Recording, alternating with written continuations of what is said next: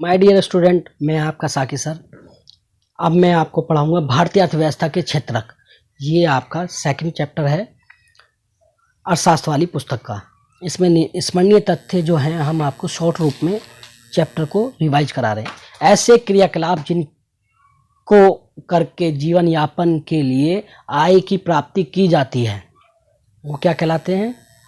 अर्थव्यवस्था के क्षेत्रक कहलाते हैं। अर्थव्यवस्था के जो क्षेत्रक है हमारे 3 क्षेत्रक हैं, उनको समझेंगे इस तरीके से। वह नंबर 1 वह क्षेत्र जिसमें प्राकृतिक संसाधनों का उपयोग करके, ध्यान से सुने सभी छात्र, वह क्षेत्रक जिनमें प्राकृतिक संसाधनों का प्रयोग करके वस्तुओं का उत्पादन किया जाता है प्राथमिक क्षेत्र कहलाता है। इस कृषि एवं सहायता क्षेत्रक भी कहा जाता है। इस कृषि एवं सहायक क्षेत्रक भी कहा जाता है। उदाहरण कृषि और मत्स्य पालन। इसको ध्यान से देखेंगे, फिर से एक बार दोबारा रिवाइज कर रहा हूं। वह क्षेत्रक है जिसमें प्राकृतिक, क्षेत्रक कहते हैं हम सेक्टर, इसको इंग्लिश में सेक्टर भी कहते हैं। वह क्षेत्रक या सेक्टर है जिसमें प्राकृतिक संसाधनों का, जैसे जमीन, पानी, मिट्टी या पत्थर, पहाड़, प्रयोग करके वस्तुओं का उत्पादन किया जाता है प्राथमिक क्षेत्र कहलाता है। इस कृषि एवं सहायक क्षेत्र भी कहा जाता है। उदाहरण के लिए कृषि और मत्स्य पालन क्या है? ये प्राथमिक क्षेत्र है। दूसरा, वह क्षेत्र जिसमें प्राथमिक क्षेत्र से प्राप्त वस्तुओं को लेकर नई वस्तुओं का विनिर्माण दोबारा से बनाया जाए नई वस्तुओं को। जैसे हमने क्या करा, लोहा आयस्क कहाँ से ले लिया? हमने चट्टानों से ले लिया, ठीक है।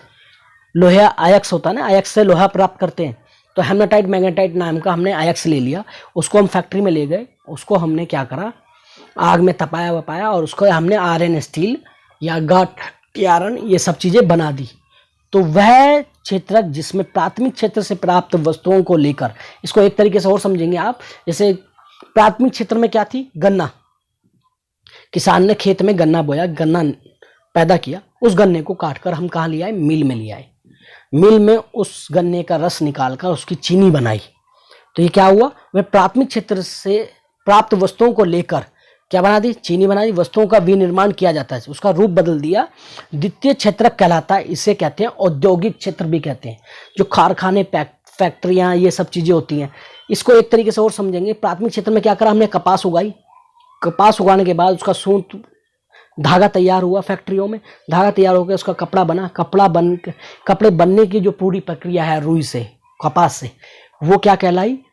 औद्योगिक क्षेत्र कहला। उसी कपड़े को वो टेलर के पास गया, उसको काट छाट के उसने भी उसका रूप बदल दिया, क्या कर दिया? उसकी शर्ट बना दी। तो ये क्या कहलाया? हमारा औद्योगिक क्षेत्र कहलाता है। क्षेत्रक भी कहते हैं इसे, औद्योगिक क्षेत्र भी कहलाता है, और इसे औद्योगिक क्षेत्रक भी कहते हैं, औद्योगिक सेक्टर भी कहते हैं, इंडस्ट्री सेक्टर, ठीक है। तीसरा क्षेत्रक है इसमें प्राथमिक एवं द्वितीय क्षेत्रक के उत्पादन गतिविधियों में सहायता करना। इस क्षेत्र का काम कहाँ है? ना तो ये कुछ चीज बनाता, ना कुछ ये पैदा करता।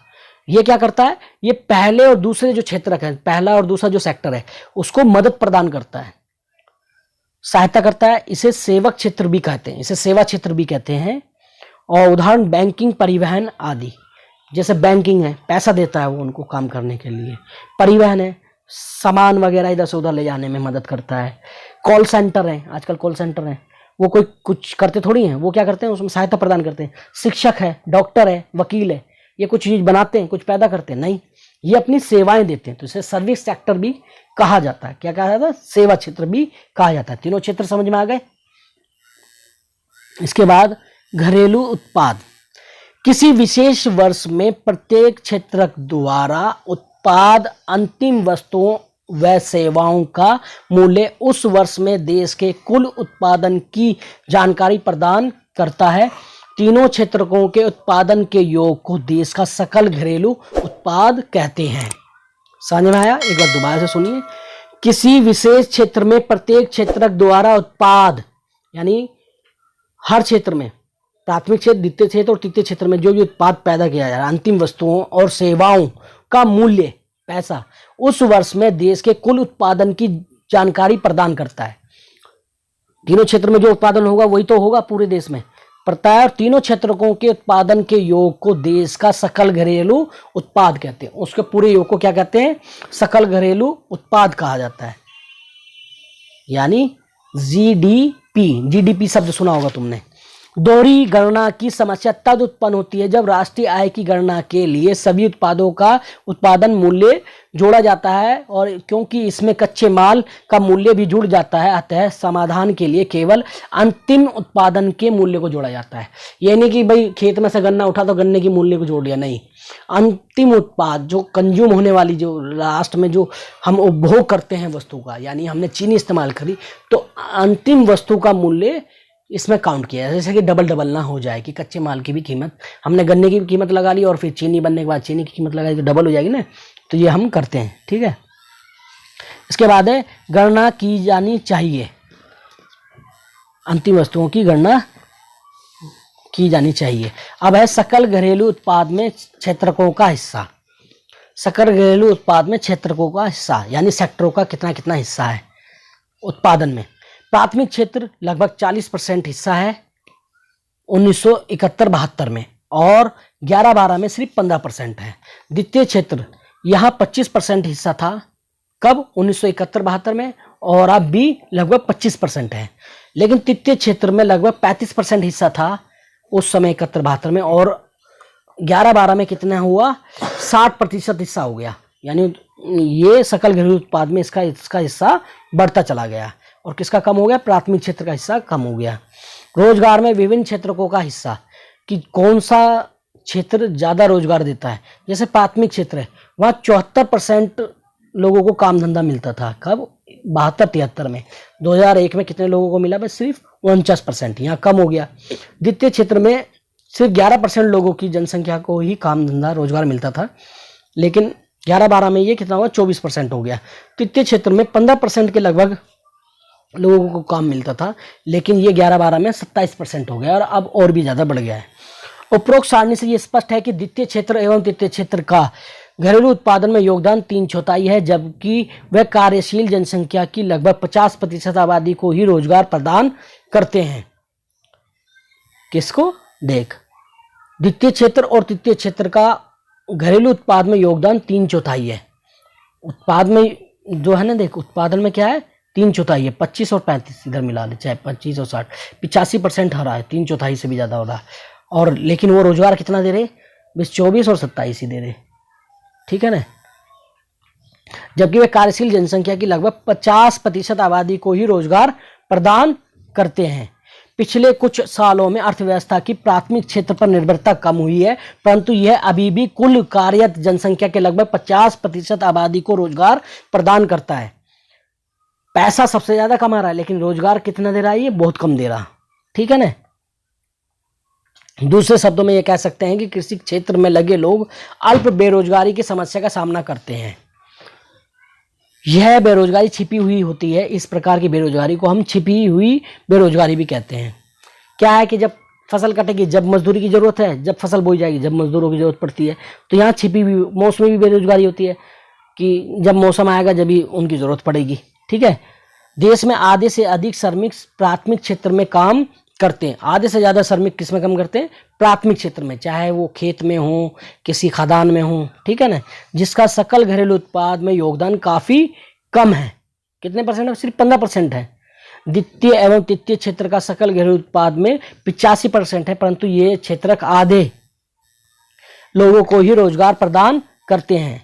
किसी क्षेत्र में अल्प बेरोजगारी की गंभीर स्थिति बनी हुई है। कुछ लोग ऐसे हैं जिन्हें बिल्कुल रोजगार नहीं मिला है। ऐसी स्थिति को देखते हुए हमें देश में अधिक से अधिक रोजगार सृजित करने की आवश्यकता है। ठीक है, अतिरिक्त रोजगार सृजन कैसे हो?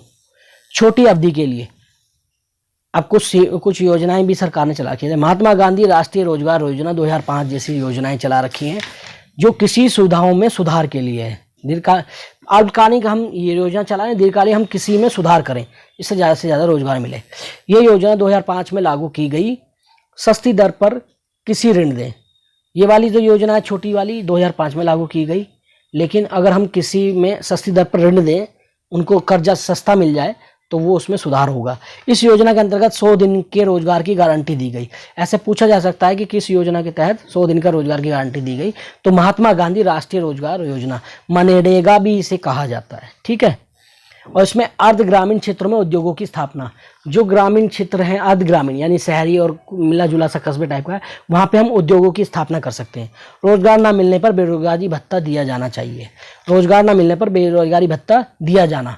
इसमें जब अगर रोजगार नहीं मिलता है तो उसमें उनको कुछ पैसे उनको उनके अकाउंट में चले जाते हैं। इसमें अपने आसपास के क्षेत्र में ही कार्य स्थान होता है, ठीक है ना, अपने आसपास के कार्य क्षेत्र में होता है। इसमें घर में से एक आदमी को काम मिलता है।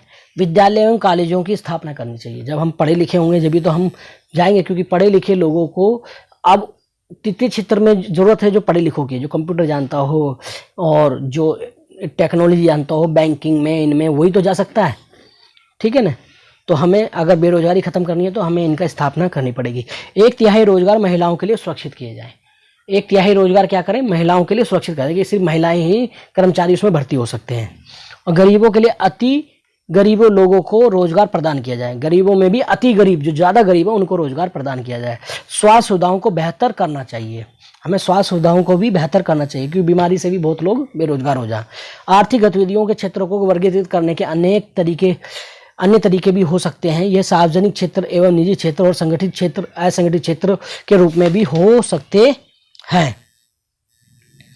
अब इसे सार्वजनिक क्षेत्र और निजी क्षेत्र में समझेंगे।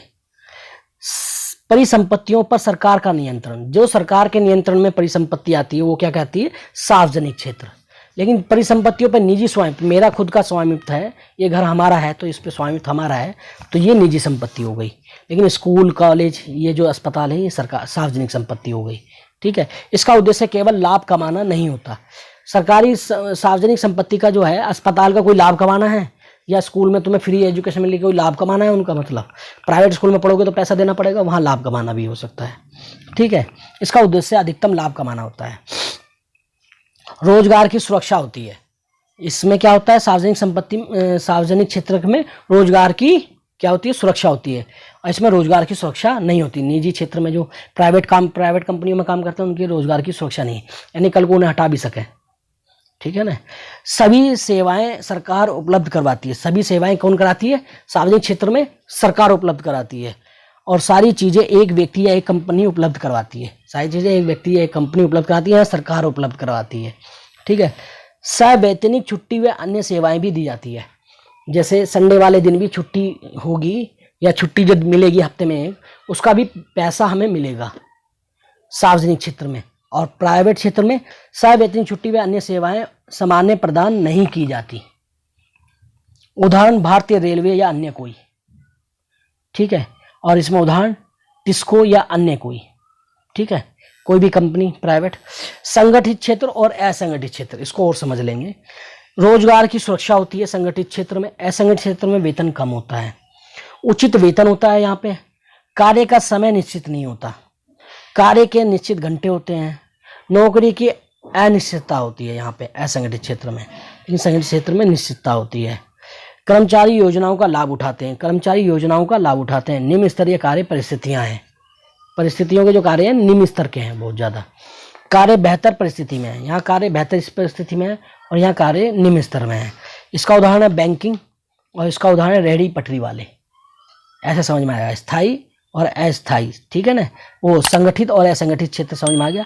इस तरीके से ये इस चैप्टर का पूरे शॉर्ट नोट तैयार हो गए, ठीक है। सभी इसको एक बार देख लेंगे।